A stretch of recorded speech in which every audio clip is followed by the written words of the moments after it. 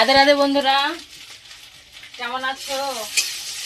আমি ভালো আছি। রান্না করছি এটা কাবলি ছোলা। অনেক টাকা দাম, বুঝলে, বিশাল দাম।